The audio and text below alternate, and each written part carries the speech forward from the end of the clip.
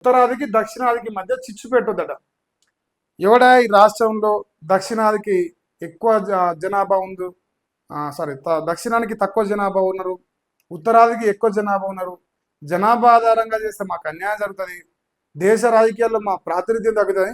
ఎవరు డ్రామా ఆడిరు? దక్షిణాదికి ఉత్తరాదికి చిచ్చు పెట్టింది ఎవరు?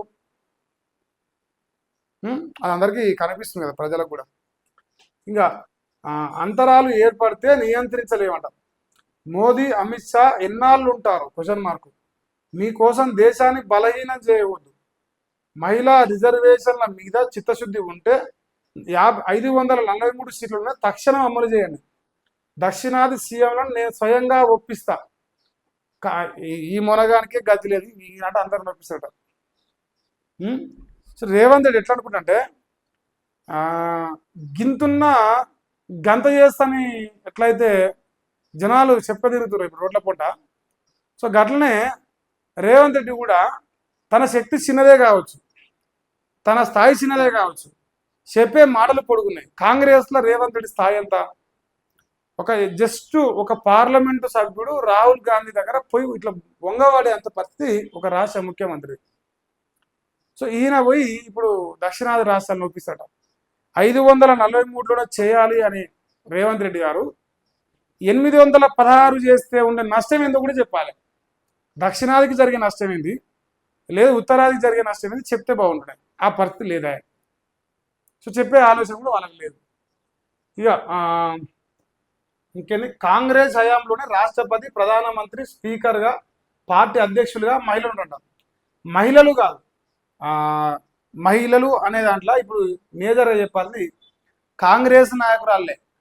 సోనియా గాంధీ లేదంటే ఇందిరాగాంధీ, అంతే. ఇక వాళ్ళ కుటుంబ సభ్యులే మహిళలు అనకండి. వాళ్ళ ముత్తాతల తాతల కానించి వాళ్ళు బాగా దండిగా పైసలు ఉన్నోళ్ళు. కానీ మహిళలు అంటే ఒక సామాన్య మధ్యతరగతి మహిళలు తీసుకొచ్చి మీరు కూర్చోబెడితే మీరు మునగాలని చెప్తుంది. సో మీరు ప్రధానమంత్రులను చేయాలనుకున్నది సోనియా గాంధీ లాంటి మహిళను, ప్రధానమంత్రిని చేసింది ఇందిరాగాంధీ లాంటి మహిళను, ప్రధానమంత్రి కూతుర్ని చేసిర్రా, ప్రధానమంత్రి కోడల్ని చేద్దామని చూసిర్రా. కానీ ఏ సామాన్య మహిళను చేసిరు? ఇప్పుడు మా అన్న ఇక బీజేపీ అధ్యక్షులుగా, సర్సంచాలకుగా మహిళలు ఎందుకు నియమితులు కాలేదు? పార్లమెంటులో ఏ బిల్లు మీద ఓటింగ్ జరిగినా తలుపులు మూస్తాడ. తేజస్వికి తెలియలేదా? ఢిల్లీలో విలేకరుల సమావేశంలో సీఎం రేవంత్ రెడ్డి మాట్లాడారు. ఇక రేవంత్ అన్న తేజస్వి కూడా కౌంటర్ ఇచ్చింది. ఇప్పుడు మొత్తానికి అయితే అన్న యంగెస్ట్ డైనమిక్ లీడర్ అయిపోయాడు. సో అన్న అంటే దక్షిణాది రాష్ట్రాలు ఒప్పించి బీజేపీ మహిళలకు అవకాశాలు కల్పించలేదు, కాంగ్రెసే మహిళలకు అవకాశాలు కల్పించింది. మొత్తానికైతే దక్షిణాది ఉత్తరాది పంచాయతీ పెట్టదంటు. పంచాయతీ పెట్టినోడు పంచాయతీ పెట్టిందో దక్షిణాది ఉత్తరాది లొల్లి పట్టుకొచ్చిందో ఈ రాష్ట్రంలో లేదా దేశవ్యాప్తంగా. మరి హైబ్రిడ్ మోడల్ అంటే ఇప్పుడు డీలిమిటేషన్కి వ్యతిరేకమని మీరు అనలే, హైబ్రిడ్ మోడల్ కావాలన్నారు. మరి హైబ్రిడ్ కంటే అడ్వాన్స్డ్ మోడల్ 50% మోడల్ తెచ్చారు, ఎవరికి అన్యాయం జరగకుండా, దక్షిణాదికి అన్యాయం జరగకుండా. మీ ఆలోచనే దుర్మార్గమైన ఆలోచన. ఈ దేశంలో కాంగ్రెస్ బలపరుస్తుందంటే దేశంలో నాశనం అవుతానికి అడుగులు పడుతున్నాయని భయపడాలి ఈ దేశ ప్రజలు. సో 99కి వస్తే ఈ దేశం నాశనానికి ఎట్లా పని చేస్తారు? 40 చిల్లరను 50 చిల్లరను వాళ్ళ బతికేంది. అప్పుడు 370 ఆర్టికల్ తెచ్చినా ఇంకోటి తెచ్చినా ఏం చేయలేకపోయారు. ఇలా 99 స్థలకే దేశంలో ప్రజలందరికీ మేలు జరిగే అంశాల్లో కూడా అడుపులు లేచి రాజకీయ స్వార్థం కోసం బతుకున్న ఏకైక పార్టీ దేశంలో కాంగ్రెస్. విత్ ప్రూఫ్గా అనిపిస్తుంది కదా ఈరోజు. ఇక దేశాన్ని అమ్మేసిన మోదీ అట. ట్రంప్ నిర్ణయంతో పాలన, దీనికి కారణం ఎఫ్స్టీన్ ఫైల్సే. ఆయన దూకమంటే దూకుతారు, పడుకోమంటే పడుకుంటారు. తమిళనాడులో చొరబాటుకు బీజేపీ, ఆర్ఎస్ఎస్ యత్నాలు చేస్తుంది. మోదీ కనుసన్నల్లో అన్నాడీఎంకే అసలు పార్టీ చచ్చిపోయింది. మహిళా బిల్లుపై కేంద్ర ప్రభుత్వం పచ్చి అబద్ధాలు చెప్తుంది. తమిళనాడు ఎన్నికల ప్రచారం రాహుల్ గాంధీ అబద్ధం ఏందని చెప్తే బాగుంటుంది. పచ్చి అబద్ధాలే చెప్తుంది, ఓకే. ఏందా అబద్ధం? ఆ దాగి ఉన్న అబద్ధం ఏందో బయట పెడితే మాట్లాడుతుంటుంది. సో ఈయన రాహుల్ గాంధీ ఇట్లా ఎట్లంటే కోతి కొబ్బరి చిప్ప దొరికినట్టుగా ఈ బిల్లు వీగిపోవడం అనేది వీళ్ళకు కోతి కొబ్బచిపోతున్నట్టే ఫీల్ అవుతారు. గిక్కొని తిన్నట్టే ఉన్నది వీళ్ళ ఫీలింగ్స్. అంటే ప్రజలు ఎక్కడైనా చావని, దేశం ఎక్కడైనా చావని. ఇప్పుడు మనము మన చరిత్ర ఎట్లాంటిది అంటే, మనం ప్రధానమంత్రులుగా ఉన్నప్పుడు ఉగ్రవాదులను పెంచి పోషించిన చరిత్ర మనది. అంటే బాంబులు వేసి తుపాకులు వేసి చంపి బొందలు పెట్టినోనే సాధిన చరిత్ర మనది. కాబట్టి మనకు ఆ మాత్రం ఆనందం రావడం తప్పేం లేదు. సో ఇక 543 సీట్లతోనే మహిళా కోటాట అలా ఇచ్చేటట్లయితే మేము మద్దతు ఇస్తాం. 2029 ఎన్నికల్లో లబ్ధి పొందేందుకు డీలిమిటేషన్ బిల్ అట. బిల్లు నెగ్గితే తమ ఘనత, ఓడితే ప్రతిపక్షాలే కారణమని చెప్పవచ్చు అనుకున్నారు. ప్రజలు వాస్తవాలు గ్రహించారు. కేంద్రం ఎత్తుగలను ఇక ఇక పనిచేయవట ప్రియాంక గాంధీ. మహిళా కోటాపై మాది ఎప్పుడూ ఒకే విధానం అని జయరాం చెప్తుంది. సో ఇప్పుడు వీళ్ళు ఫైనల్గా ఏం చెప్పదలుచుకురు, వీళ్ళ స్టేట్మెంట్స్లో మీకు ఏం అర్థమైంది? ఈ బిల్లు బాగా ఫెయిల్ అయ్యిందని చెప్పేసి ఒకటి వాళ్ళు అనుకుంటున్నారు. అదొకటి ఫస్ట్ పాయింట్. దానికి తోడు నరేంద్ర మోదీ గారు ఈ దేశంలో బలహీనపడుతురు అని చెప్పేసి వీళ్ళు చెప్పదలుచుకున్నారు.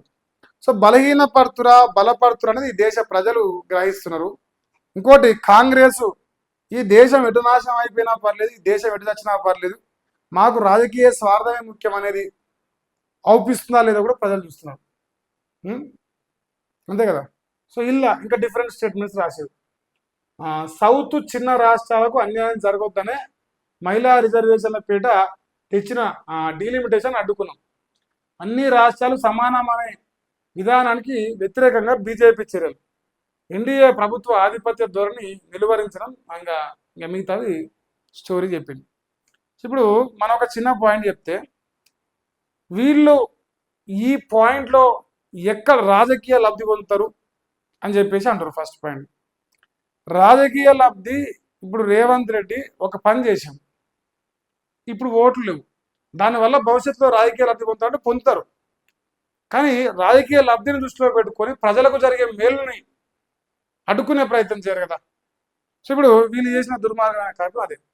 ఇక దీనికి తోడు ఏం సాకు, ఇప్పుడు మహిళలకు సంబంధించిన రిజర్వేషన్ వ్యతిరేకిస్తూనే డీలిమిటేషన్కి దానికి ముడిపెట్టిరు కాబట్టి మేము వ్యతిరేకించినాం అంటారు. ఇప్పుడు పరిపాలన ప్రజల దగ్గరికి చేరితే నష్టమా?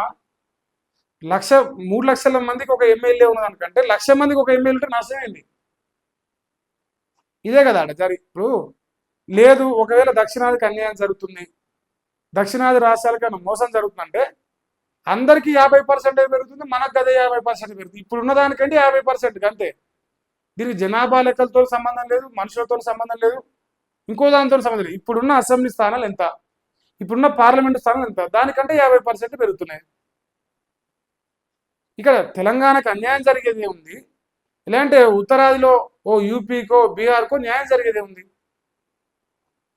ఆడలేక పాతకజలంటూ ప్రజల ముందర ఇలా దోషిగా నరేంద్ర మోదీ నిలబెట్టగానే ఏమంటే డైవర్షన్ డ్రామాలు షురూ చేస్తుంది. మేము పత్తిత్తులో మా అంత మంచోళ్ళు లేరని. మీ ఎంత దుర్మార్గమైన చరిత్ర ఈ దేశ ప్రజలకు తెలుసు, చూస్తున్నారు కూడా.